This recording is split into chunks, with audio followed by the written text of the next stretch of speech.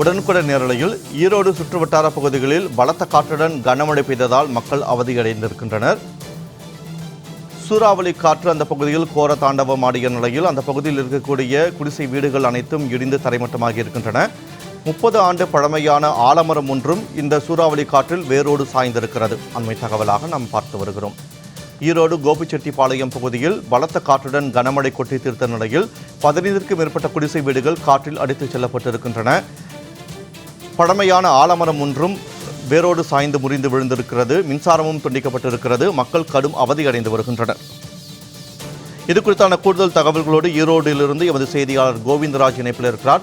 வணக்கம் கோவிந்தராஜ். தற்போது கோபிச்செட்டிப்பாளையம் பகுதியில் சூறாவளி காற்றுடன் கனமழை கொட்டி தீர்த்திருக்கக்கூடிய நிலையில் வீடுகள் சேதமடைந்திருக்கின்றன. மின்கம்பங்களும் சாய்ந்து விழுந்திருக்கின்றன. தற்போது அங்கு நிலவரம் என்னவாக இருக்கிறது? மக்கள் எந்த அளவுக்கு பாதிப்புகளை சந்தித்து வருகின்றனர்? விவரங்களை பதிவு செய்யுங்கள்.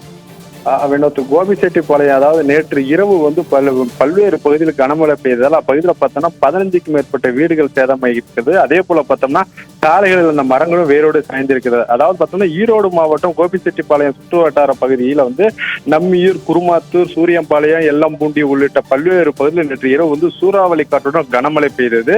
இந்த சூறாவளி காற்று காரணமாக கனமழை காரணமாக நம்மியூர், சூரியப்பாளையம் பகுதியில் பார்த்தோம்னா ஆரம்ப பள்ளி எதிரே இருந்த ஒரு 30 வருடத்துக்கு பழமையான ஒரு சூறாவளி காற்றால் வீசப்பட்டதால் அந்த பழமையான மரம் வேரோடு சாய்ந்தது. அதே போல பார்த்தீங்கன்னா நம்மியூர் கொண்டமாடு பகுதியில் பார்த்தீங்கன்னா மரங்கள், மின்சார ஒயர்கள் விழுந்ததால் மின் இணைப்பு தற்போது வரை துண்டிக்கப்பட்டுள்ளது. தற்போது மின்துறையினர் சரிபார்க்கும் பணியில் ஈடுபட்டு வருகிறார். அதே போல பார்த்தோம்னா குட்டிப்பாளையம் பகுதியில் பார்த்தீங்கன்னா 15க்கும் மேற்பட்ட வீடுகள், அதாவது சூறைக்காற்றில் அடித்தனால 15க்கும் மேற்பட்ட வீடுகள் கூரைகள் காற்றில் அடித்து செல்லப்பட்டன. அதே போல பார்த்தோம்னா காஞ்சிபுரம் பகுதியில் செயல்பட்டு ஒரு அரசு பள்ளிகள் கழிவறை பகுதியில் ஒரு மரம் சாய்ந்ததுனால அந்த கழிவறைக்கு செல்ல முடியாத நிலை தற்போது ஏற்பட்டிருக்கிறது.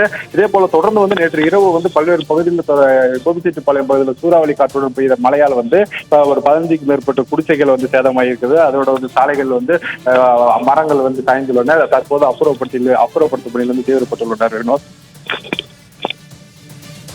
ஈரோடு மாவட்டம் கோபிச்செட்டிப்பாளையம் பகுதியில் சூறாவளி காற்றுடன் கனமழை கொட்டி தீர்த்ததால் மக்கள் பல்வேறு இன்னல்களுக்கு ஆளாகி வருகின்றனர். தகவல்களை வழங்கியமைக்கு நன்றி கோவிந்தராஜ்.